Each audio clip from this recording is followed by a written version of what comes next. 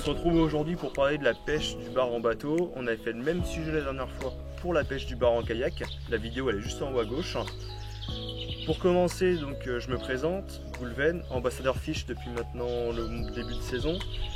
Je pêche sur l'archipel de Bréa et j'ai des fonds qui varient donc je pêche entre 2 mètres jusqu'à 30-40 mètres. Sans trop tarder, donc, je vais vous faire un zoom sur mes cannes, sur mes leurres, et puis un petit peu les animations que j'adapte justement pour mes leurres suivant les situations. Pour les cannes, donc je reprends la même chose que pour la pêche du bar en kayak, c'est-à-dire des Shimano Tekium. Donc ici elles sont en 7,35 grammes de 1,15 m, sur lequel il y a un moulinet Stradic 4000.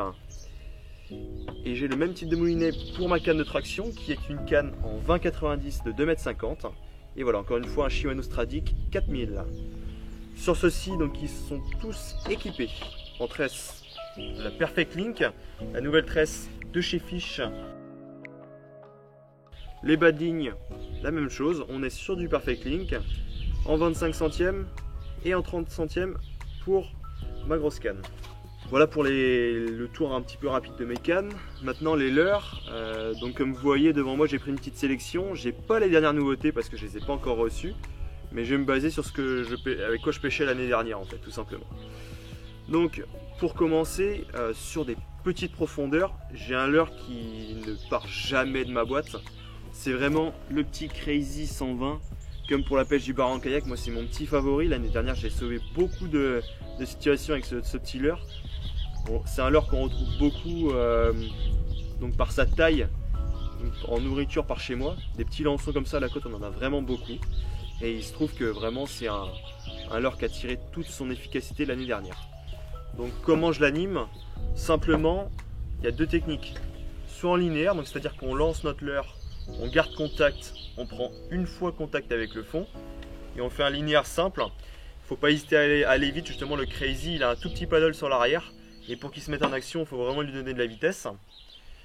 Donc on mouline en linéaire et on fait une pause toutes les 10 secondes, une pause de 2 à 3 secondes. Comme ça notre leurre il a le temps d'aller très vite et d'un coup descendre. Et il faut être vraiment attentif lorsqu'on fait la pause parce que c'est généralement là que le bar il vient prendre votre leurre. Ou sinon il y a une technique aussi que j'aime beaucoup moi, donc c'est la pêche en traction. Donc c'est-à-dire qu'on lance, encore une fois on garde toujours contact avec sa tresse lors de la descente.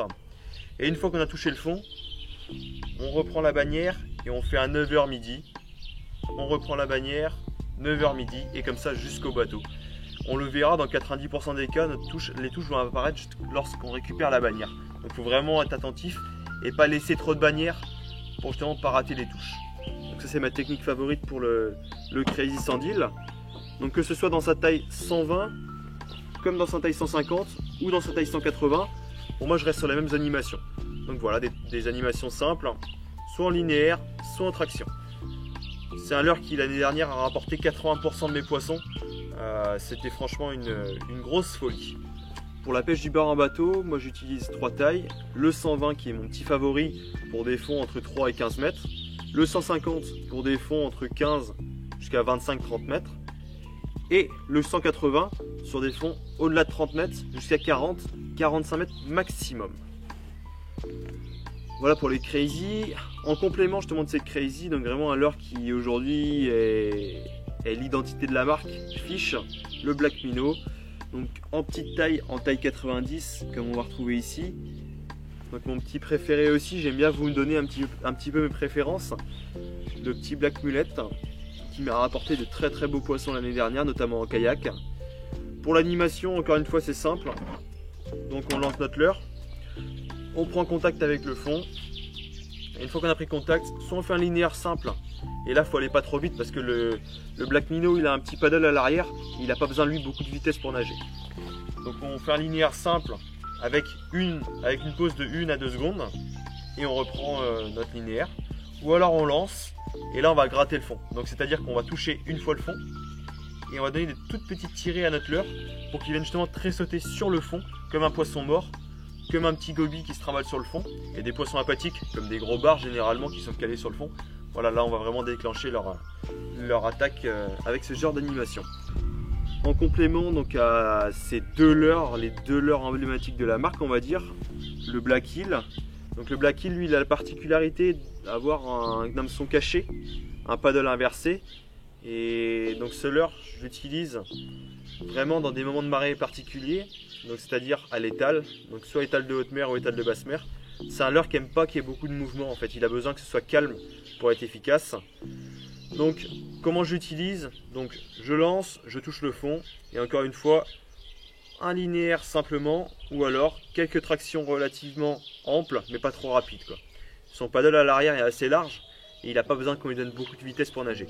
Son hameçon caché nous permet de prospecter proche des éléments, donc c'est-à-dire proche du fond. Donc il ne faut pas hésiter justement à aller proche du fond, sans trop gratter non plus. Et il ne faut pas hésiter à prospecter non loin du fond. Voilà, on a fait le tour un petit peu des leurres que j'utiliserai aussi cette année. Il y a une petite nouveauté cette année, donc c'est le Crazy Paddle Tail. Je ferai une vidéo spéciale pour ce leurre, on reviendra un petit peu dessus. Mais comme je ne l'ai pas utilisé, je préfère pas vous livrer mon analyse qui sera en fait pas du tout objective. Voilà, bon bah écoutez, j'espère que j'ai répondu à quelques-unes de vos questions. Si vous en avez d'autres, c'est dans les commentaires juste en dessous. Et puis sinon, bah écoutez, on se retrouve sur les réseaux sociaux, donc que ce soit sur Facebook via l'Abraxfurax, sur YouTube ou sur Instagram avec mon compte Gougé Froid et Siba Sadik. Bon bah écoutez, à plus et bonne saison.